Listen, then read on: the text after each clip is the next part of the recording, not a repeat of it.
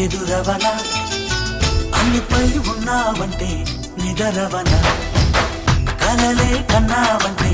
నిజమై ముందుకి రానా కలతై ఉన్నావంటే కథనవనా అమ్మలో ఉండే సగం అక్షరం నేనే నాన్నలో రెండో సగం లక్షణం నేనే అమ్మ తోడు నాన్న తోడు అన్ని నీకు అన్నే చూడు